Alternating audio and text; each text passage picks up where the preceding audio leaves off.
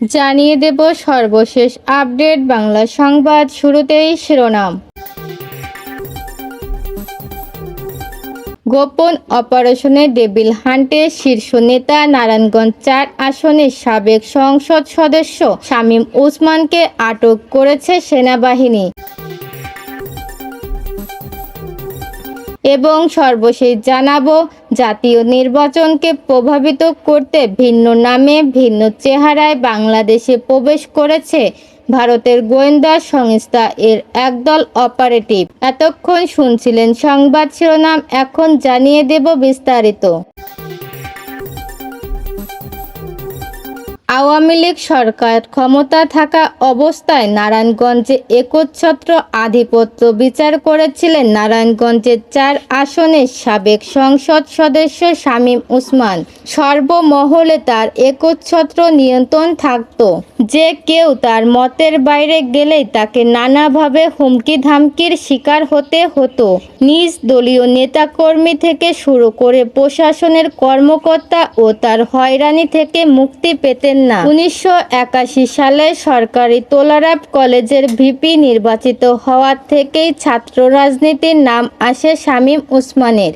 এরপর ১৯৯৬ সালে প্রথমবারের মতো জাতীয় সংসদ নির্বাচনে অংশগ্রহণ করেন তিনি। নির্বাচিত হওয়ার পর থেকে নারায়ণগঞ্জের স্থানীয় প্রশাসন থেকে শুরু করে পুরো নারায়ণগঞ্জ ছিল তার নিয়ন্ত্রণে। শেখ হাসিনার প্রশ্রয় পেয়ে নারায়ণগঞ্জে এ সময়ে তার অনুগতরা হয়ে ওঠেন এ জেলার হত্যাকর্তা। ওই সময় শামীম ওসমান বা তার অনুসারীদের বিরুদ্ধে নারায়ণগঞ্জ এ কথা বলার মতো সাহস খুব কম মানুষই দেখাতে পেরেছেন। স্থানীয়রা জানান, ২০০০ সালের ১৬ এপ্রিল সরকারি তোলারাব কলেজে জাহানারা ইমাম নামের একটি ভবন নির্মাণের উদ্বোধন করা হয়।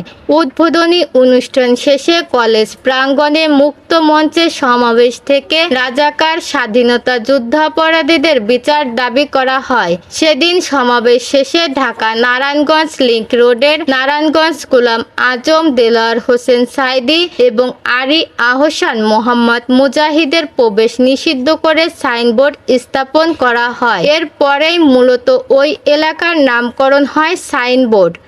ওই সমাবেশে ৩ দিন পর মুন্সিগঞ্জ একটি কর্মসূচি ছিল মতিউর রহমান নিজামের, কিন্তু সেই অনুষ্ঠানে যেতে পারেনি নিজামী। এছাড়াও ওই বছরে নারায়ণগঞ্জের শহরের ডিআইটি বাণিজ্যিক এলাকার প্রতিটি বিচারে সাইদি, গোলাম আজমের ও নিজামের ফাঁসি দেওয়া হয় প্রতীকীভাবে। এই নিয়ে একাধিকবার শামীম ওসমান বলেছেন, প্রতিটি প্রান্তিক সময়ে নারায়ণগঞ্জ থেকে ঘণ্টা বাজিয়েছি, জাহানারা ইমান ভবন করে ঘণ্টা বাজিয়েছিলাম, গোলাম আজমকে নারায়ণগঞ্জের মাঠে নিষিদ্ধ ঘোষণা করেছিলাম, সে কারণে গোলাম আজম আমিরকে জেলে দেয়। আমি জামাত ও গোলাম আজমকে নিষিদ্ধ করেছিলাম। জামাতের আমির গোলাম আজমকে অবঞ্চিত ঘোষণা, জিয়াউর রহমানের গাড়ি আটকে দেওয়া, খালেদা জিয়ার লম্বাস আটকে দেওয়ার কারণেই আমাকে গডফাদার উপাধি দেওয়া হয়। তবে ওই তথাকথিত সাহসী শামীম ওসমান ২০০১ সালের নির্বাচনে আওয়ামী লীগের ভরাডুবির পর বোরখা পরিধান করে বর্ডার পার হয়ে ভারতে চলে যান। সেখান থেকে পরবর্তীতে তিনি চলে যান কানাডায়। এরপর দীর্ঘ সময় তার কোনো হদিশ পাওয়া যায়নি। ২০০৬ সালে তিনি দেশে ফিরে এসে নারায়ণগঞ্জের রাজনৈতিক অঙ্গনে পুনরায় আবির্ভূত হলেও ২০০৭ সালে 1-11-এর পথ পরিবর্তনের আগের দিন তিনি দেশ ত্যাগ করেন।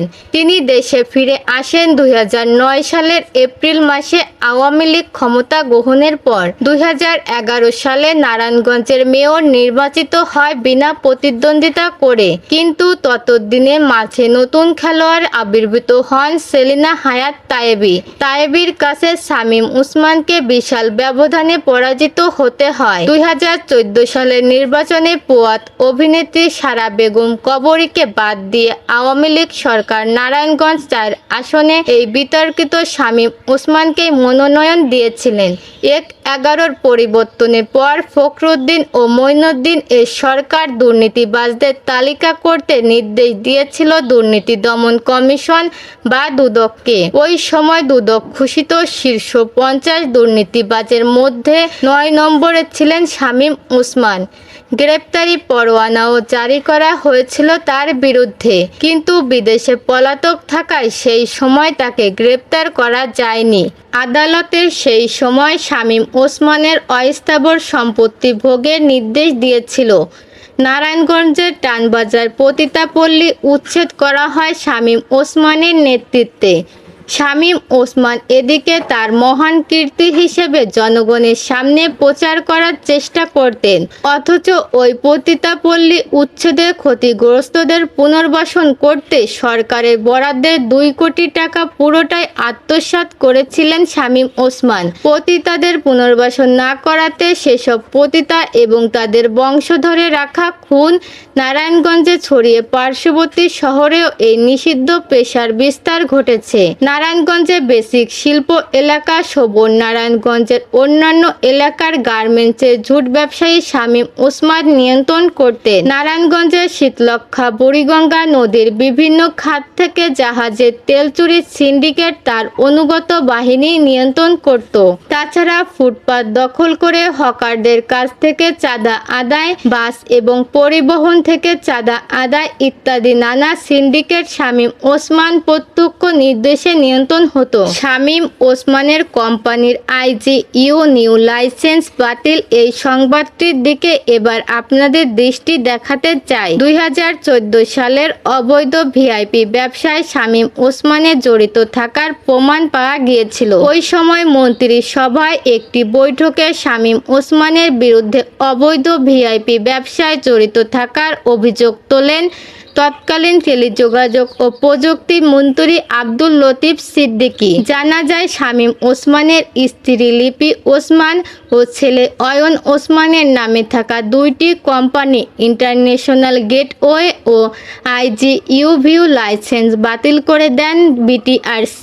শামীম ওসমানের মালিকানাধীনকে টেলিকমিউনিকেশন এর কাছে BTRCর কাছে বকেয়া ছিল ৭৮ কোটি ২০ লাখ টাকা। ওই টাকা শামীম ওসমান পরিশোধ করেননি। শুধু তাই নয়, 2014 সালের 5 জানুয়ারি বিনা ভোটের নির্বাচনের পর MP হিসেবে শামীম ওসমান আওয়ামী লীগের রাজনীতির এক গুরুত্বপূর্ণ খেলোয়াড় বা শেখ হাসিনার লাঠিয়ালে পরিণত হয়েছিলেন। বিরোধী দলকে দমনের পুরস্কার হিসেবে তাই শামীম ওসমানকে অবৈধ সম্পদের দায় থেকে অব্যাহতি দিয়েছিল শেখ হাসিনা। 2014 সালের 15 ডিসেম্বর দুদক এক চিঠির মাধ্যমে শামীম ওসমানকে এই অব্যাহতির বিষয়টি জানিয়ে দেয়। আলোচিত ত্বকী হত্যা বা 7 মার্টার কোনোটি থেকেই শামীম ওসমান বা এই কুখ্যাত ওসমান পরিবার নিজেদের নির্দোষ দাবি করতে পারেন না। 2013 সালের 6 মার্চ বিকেলে নারায়ণগঞ্জের বিভিন্ন সামাজিক সাংস্কৃতিক